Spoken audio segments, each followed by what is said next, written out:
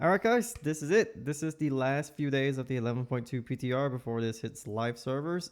Thank you guys for watching this survival guide for Ghost of Koresh. Before we continue, please like, comment, like, subscribe. We're trying to get to 1,000 subs by the end of the year.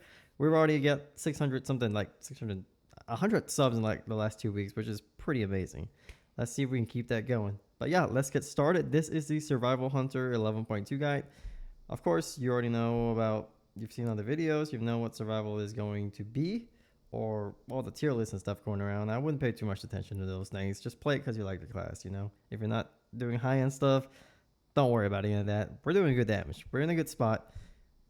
And we're going to show you how this all works going into 11.2. All right, so first off, yes, we do have a best in slot list. So we're going to go right... Actually, no, we're going to go to tier sets first. If you've already seen the PTR portion of this video, you've already know what the tier sets is, you can just skip right ahead. I'll have chapters down in the video below. But for those of you that are just starting out, this is the first time you've seen anything from the PTR or anything at all about 11.2, you want to get like a head start going in, yeah, this is the portion for you. So the tier sets in 11.2 are based on your hero talents. So for right now, I'm in Sentinel, and there's a 2-piece that says Wildfire Bomb damage increased by 10%. And then whenever Lunar Storm fades, you get 2 super powered Wildfire Bombs that does 150% damage. And your 4-piece is a insanely buffed version of that. Your Sentinel's damage, so that's Lunar Storm in general, is buffed by 20%. And then you have like 150% bomb damage the entire time you have Lunar Storm, whenever it's active. So you have 12 seconds of massive bomb damage, and most of your damage is going to be coming from bombs if you're playing Sentinel. And then for pack leader, I'm going to go really switch over here. So this is dynamics. So your set bonuses for each spec for each hero talents automatically switch whenever you switch hero talents. So for 2-piece pack leader pet damage is increased by 15%, and your beast damage is increased by 15%. Excuse me. Summoning a beast gives you 6% haste, mastery, or crit based on the beast summon for 8 seconds. So like a wyvern gives you haste, boar gives you mastery, and bear gives you crit chance for 8 seconds. But you're always constantly going to be, having those buffs. I mean, you're chaining beasts constantly, so you pretty much always have it. And then the 4-piece, summoning a beast. This is the best one. Summoning a beast will under the effects of leap from the front. So leap from the front is this thing right here. So it activates whenever you press coordinated assault. So just remember that. So whenever you press coordinated assault, you have 12 seconds. 12 seconds whenever you summon a beast, a pack leader beast, in that 12 seconds. Every time you do it, you can also summon a stampede that deals insanely broken damage. Well, not broken, but powerful damage. And stampede is mainly going to be one of maybe top 3 or 4 of your top damage everywhere. Single target, AoE, everything. So stuff like that. Now we do have a best in slot list. I'm going to go ahead and show you what the best in slot list is right here. Now I'm going to pull it up over here. Alright, now this is the best in slot list so far on the PTR, but we don't think this is going to change anytime soon going into 11.2. So as far as we know, this is it. This is also for AoE, but there's also another neck piece that you can switch out for AoE, which is like a 0.3% difference, but you don't really care. As long as you get a 0.3 difference is nothing. So yeah. Alright, so this is the best in slot list. Of course, you have your 4-piece. You have your Reshi Wraps, which is the artifact the artifact cloak that actually is going to be highest item level of all of the year by the end of the season. So at 730, and then you'll have your gem socket. The gem socket is a haste gem socket, and you get the haste socket by a crafting order. So other professions can make this. I think it's engineering, blacksmithing, leatherworking. I think most of the professions can make your socket for you. So the gem socket for you. So I think you just request it on the crafting order. I didn't really dive too much into this on the PTR. I don't think anybody did, but it's just a recipe you just get somewhere. I think along the quest line you'll probably get it. But yeah, you do a short quest line, you get your Reshi Wraps, and then you just increase its power over the season. So your Reshi Wraps, don't make a cloak. Remember, don't make a cloak. And as far as your belt goes, yes, you will replace your belt, but sometime between 710 item level, I think at 710 item level with pretty good stats, like I want to say crit mastery or haste mastery, or in this case, your best slot is Haste Mastery for this slot, that's probably when you'll replace your belt. So you'll still be using it until probably mid-season. So, and then your 2 best trinkets is going to be your Raz Virtual Forge. Unfortunately, this is a Mythic Plus channel usually, so I'm probably going to have to do raid. The Virtual Forge comes from the raid, and then your Astral Antenna comes from the new Ecodome dungeon. Well, also the raid. So you'll also a lot of this stuff is from the raid, unfortunately. But there's also there's 2 actually. Thankfully, both of your best in slot weapons is either the War Plants or the Harvester's Indiction, which is the one I'm having right now on the PTR. This both come from dungeons. So your best in slot weapons come from dungeons. I don't recommend you make a weapon this season. You can use it until you get one of these weapons, and if you're unlucky throughout the whole season, then yeah, I would just keep your weapon that you craft. But as soon as you get one of these weapons that you can upgrade past 720, take it, roll with it. War Plants or your interdiction, roll with it. These are going to be one of your best in slots. So it really doesn't really matter. Your best in slot for Mythic Plus and this weapon right here, it's like a 1% difference. It doesn't matter which one you use. Honestly, if you want to min-max, go with the War Plants. That's your best slot, period. If you don't care about the min-max, you don't care about the 1%, Interdiction's your best friend. Alright? Let's go back to, where was it? Okay, yeah. Excuse me. And then, as far as your boots go, don't craft boots either. You will have to get these from the raid. Now, these boots are special because if you come over here and look at the boots, let's see, the Encounter Journal.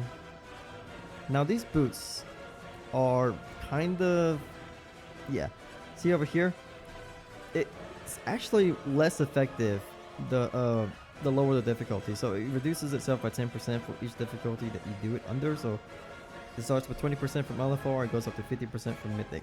Now, however, keep in mind, these don't really matter. The difference between the best and the difference between the Raid Finder and the Mythic version of the effect is 2%. It's not a big deal. You don't even really have to have these boots, honestly. If you can find a better, if you have like a, let's say, Mythic version boots with Crit Mastery or Haste Mastery, and you can upgrade these with 723, and you don't even do Mythic Raid, you're fine. You don't need these boots. But it's nice to have. I think this is mainly just for like Warforged Raining. You don't really need these.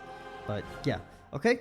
Now that is it for the best in slot. That is also for Mythic Plus. So keep in mind, the best in slot list is also for Mythic Plus. I'll put the link down in the description below. You guys can see it. Now we're gonna get into the meat and potatoes of these things. Okay, your talents. Now this is mainly a Mythic Plus channel, so I will go ahead and show you the talents and the simulations. Let me go ahead and see over here. Give me 1 second. Okay. All right. So I'm gonna go over the talents first for Mythic Plus. Only Mythic Plus. The single target, you only have 1 talent built for single target, and that is just Pack Leader. I'm sorry if you are looking to play Sentinel in the raid, you're out of luck. Sentinel is currently like 10% behind Pack Leader in single target in all scenarios, and you're a survival hunter as it is. If you're progressing as Sentinel, you're not helping your raid. That's just how it is. I'm sorry, you have to play Pack Leader if you're progressing. Now when you're farming, going back from the bosses they've already killed, then yes, you can play Sentinel, but in any other situation, if you're playing Sentinel, you're just trolling. That's just how it is. Okay?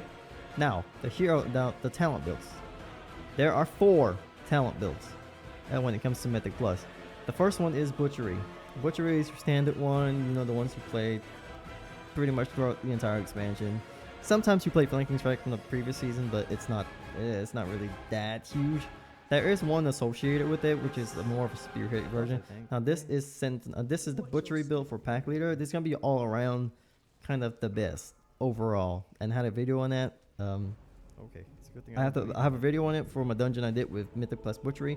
I have a video that I did with each talent build. So if you go back to my channel, I'll show it up. You know, I'll link down below, or you can just go to my channel and look at them. I have a different video dungeon run for each talent build that I did.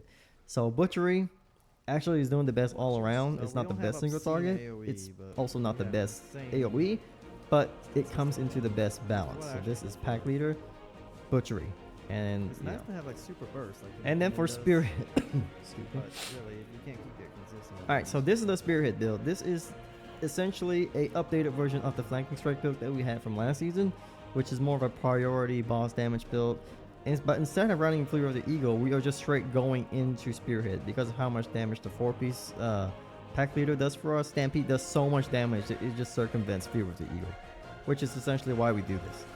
Yes, your overall damage is probably it's going to be the lowest of all the talent builds, and I will show you like the the simulations here after I discuss all of this. It is the lowest of all of them. However, your single target, your priority damage, is like 14% above the next closest build. So you're sacrificing about 6% AoE for about 14% more for single target and priority damage. So it's big. Now these are pretty good for like lower density dungeons like Tazavest Streets. Let's see what else. So yeah, Tazavest Streets is one of the lower density dungeons. Dawnbreaker is probably also one of them. Ecodome is also another one. They don't really have too many mobs that you can just come together and just blow up. There's not a lot of those.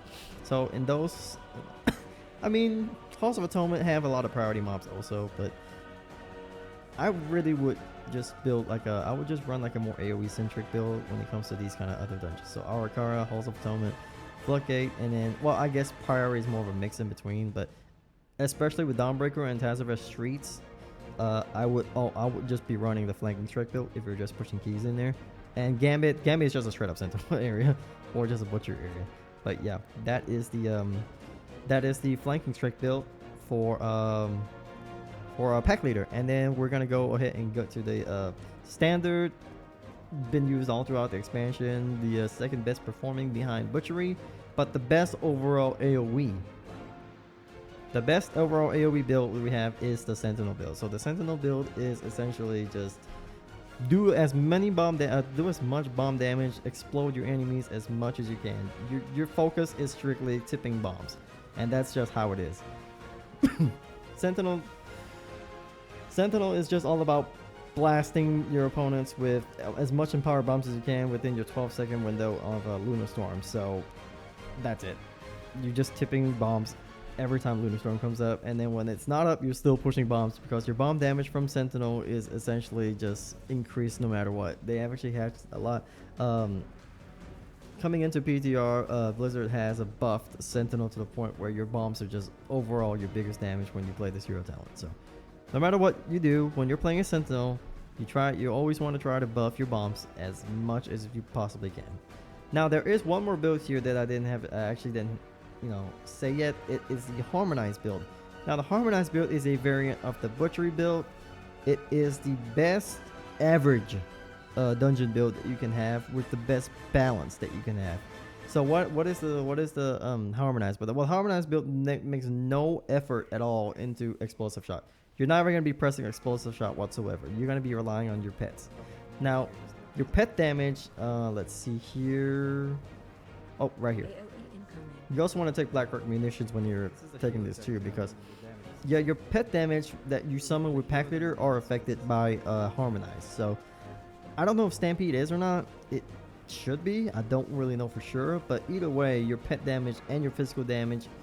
Now, this build really puts an emphasis on physical comp. So if you have a group that say consists of a warrior, a monk, a druid, and something else that gives you like a more physical buff, basically. If you have those kind of compositions or kind of classes in your composition in the Mythic Plus, this is probably what you want to run. You can still run butchery, but this will actually pull ahead of butchery if you do have that kind of comp. It puts an emphasis on as much physical damage as you possibly can. You don't put explosive shot very much. You're still doing your bombs. You're playing this like you would a normal butchery build, except you're not pressing explosive shot because most of your beasts are doing most of the physical damage for you.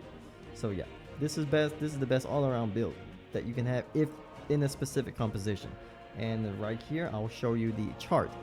This is an 8-target sim for each of the builds in a Mythic Plus scenario. So the overall 8 targets. Like this is simmed on 8 targets, 2 minutes. This is also with your best in slot gear. So what I showed you at the beginning of the video, this is what you'll see. Well, this is what it's simming. So Sentinel is a hit overall for Mythic Plus damage. Of course, we all need this. And the butchery will be second, and then your third is your harmonized build. Now this gets a little bit more if you have a better comp. say this actually will pull ahead of butchery. If you have like the comp that I was talking about, the physical comp, the warrior, the monk, the druid, and whoever else can give you a buff, probably shaman for the mastery buff, I guess. And then spearhead is obviously we know it's going to be last because you're focusing on priority damage. And then for single target and priority boss damage, your spearhead is obviously way ahead of everybody else, and that's not a surprise because you're running spearhead. Sentinel's number 2. It's pretty good, right behind the harmonized build. Now again, harmonized does pull ahead in your specific comps, and then Mythic Plus Butchery is your dead last single target priority mob damage. However, the variance is quite big in some of these cases, though spearhead is still the variant for spirit is still insane. So yeah, these are the ones you can look forward to if you're playing one of these builds. And yeah, that's what we have for Mythic Plus. Now, if you want to look at boss damage, let's see here. This is, well, actually, no, that's not it. Give me a second here. Now, your best in slot, your best in slot damage for single target is actually way above all the other hunters. This is actually your best in slot gear for single target, and it's the only one you're gonna run. This is the pack leader build right here. So it's running spearhead, it's running flanking strike, it's running envenom fangs. This is the best slot gear, what you expect, kind of an average of what you do on the single target scenario. And yes, it is simming a lot higher than all the other targets on all the of all hunter specs. So if you want to see over here, this is actually from Azadorian Sims.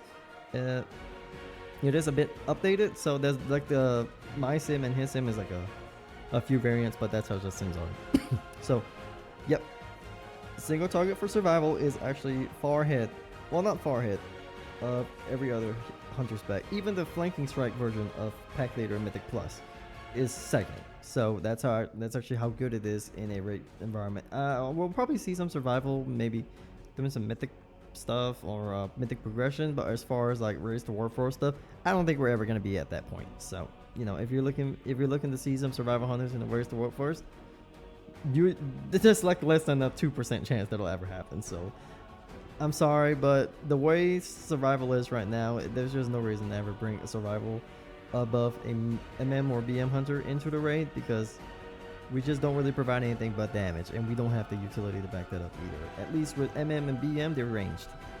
That's just how survival is in the Race to Warforged. And the last time we actually saw survival in the Race to Warforged was in Shadowlands Season 3 on the Lords of Dread encounter of I think, what was it? Well, I forgot what the name of the raid was. And that was because our AoE damage was insanely buffed for the encounter, and we were the best DPS in the game at that point. To get that to happen again is going to take a lot of work, and that's something I don't prefer Blizzard does. I'd rather have Blizzard give us more utility and more of a representation, or more of a reputable change for survival to make more sense than just giving us damage. I don't want to depend on damage. I want survival to actually be representative, because we have actual good stuff to provide besides just damage. So that's just how I am in the Worst Warfare. That's just my opinion. All right. So when it comes to when to replace our tier sets, okay. So I actually did a sim on when it is that we should replace our tier sets. So this is what I simmed with my current live gear right here.